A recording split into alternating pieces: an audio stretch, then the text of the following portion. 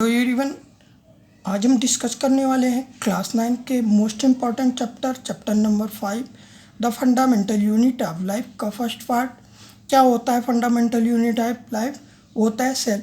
कोशिका ही क्या होती है? फंडामेंटल यूनिट होती है किसी भी लिविंग का। तो डिफिनीसन की हम बात करते हैं तो क्या होती है डिफिनीसन सेल की? A cell is the basic structure and functional unit of life.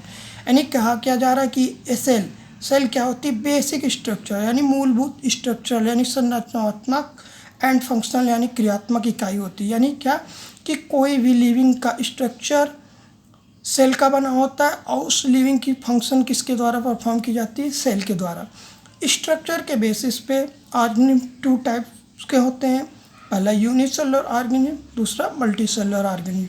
यानी किसी लिविंग का स्ट्रक्चर सिर्फ अगर सिंगल सेल का बना हो, यानी यूनि में सिंगल सेल का बना हो तो उसे यूनिसेलुलर ऑर्गेनिज्म बोलते हैं। जैसे एग्जांपल बैक्टीरिया, अमीबा एक्सेट्रा कैसे हैं? यूनिसेलुलर ऑर्गेनिज्म है। अब मल्टीसेलुलर में मोस्टली क्या होते हैं? Plants and animal. ये कैसे होते हैं? मल्टीसेलुलर होते हैं। जैसे ह्यूमन बीइंग क्या है? Multicellular organism. क्यों? इसकी बॉडी मोर देन 1 सेल की बनी होती है। अब 2 टर्म हम देख लेते हैं क्या क्या है। Cytology and cell biology.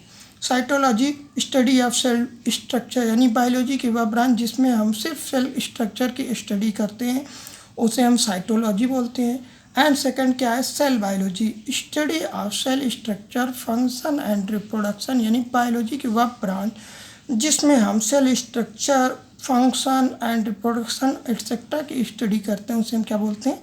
Cell biology. आइए बात कर लेते हैं सेल की डिस्कवरी की।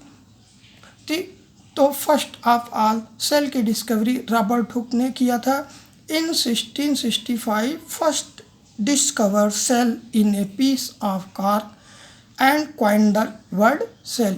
रॉबर्ट हुक जो थे उनके पास एक सिंपल माइक्रोस्कोप होता था। उस माइक्रोस्कोप से वो चीज़ों को ऑब्जर्व किया करते थे।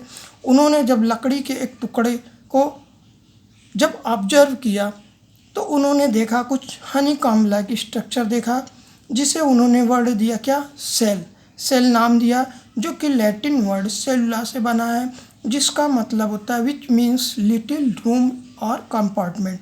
यानी उसे क्या नाम दिया? सेल नाम दिया, जिसका मतलब होता है क्या?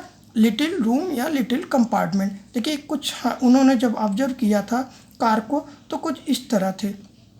हनीकॉम्ब मधुमक्खी के छत्ते नुमा स्ट्रक्चर, छोटे छोटे कमरे नुमा संरचनाएँ थी, तो इसीलिए उन्होंने क्या नाम दिया? सेल, जो कि लैटिन वर्ड सेलुला से बना है, जिसका मतलब क्या होता है? लिटिल रूम होता है। हालांकि इन्होंने जो देखा था फर्स्ट ऑफ ऑल सेल, वो कैसा सेल था? डेड सेल था। उसके बाद नाम आता है एंटोन वान ल्यूवेनहॉक का। Anton van Leeuwenhoek in 1674 first observe living cell named animalcule meaning little animals. Anton van Leeuwenhoek जो 1674 में फर्स्ट ऑब्जर्व किया था कैसा सेल था? वो लिविंग सेल था, जिसे नाम दिया क्या? एनिमल क्यूल, जिसका मतलब होता है लिटिल एनिमल यानी छोटा जीव।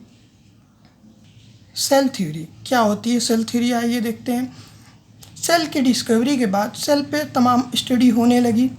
तो इन 1839 स्लाइडेन, एक German botanist and a Schwann British zoologist, lead to the development of cell theory और सेल डॉक्ट्रिन। यानी सेल की डिस्कवरी के बाद सेल पे तमाम स्टडियाँ होने लगी और इन 1839 में स्लाइडेन और स्वान ने मिलकर कुछ थ्योरी दी, जिसे हम सेल थ्योरी या सेल डॉक्ट्रिन कहते हैं। क्या थी वो cell theory? All living things are made up of 1 और मोर सेल्स। उन्होंने क्या बताया सेल थ्योरी में? कि सभी लिविंग किसके बने होते हैं? 1 और मोर सेल, यानी सभी लिविंग एक या एक से अधिक सेल के बने होते हैं। दूसरी चीज़ उन्होंने बताया the cell is the structural and functional unit of life. और दूसरी चीज़ उन्होंने बताया क्या? कि सेल ही ऐसी चीज़ है जिससे किसी लिविंग का स्ट्रक्चर बना होता है और उसकी सारी फंक्शन किसके द्वारा परफॉर्म की जाती है?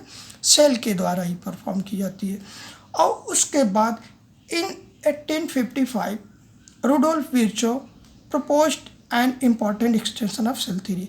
1855 में रुडोल्फ विर्चो ने एक और चीज़ बताई जिसे सेल थ्योरी से जोड़ा गया। उन्होंने क्या बताया? ओमनिस सेलुला ई सेलुलर, जिसका मतलब क्या होता है, all living cell arises from pre existing cell, यानी सभी लिविंग सेल कहाँ से उत्पत्ति होती है, पहले से उपस्थित सेल्स, यानी किसके द्वारा, बाई सेल डिवीजन के द्वारा। आज के लिए बस इतना ही, बाकी इस चैप्टर के बाकी के पार्ट के साथ हम मिलेंगे नेक्स्ट पार्ट में।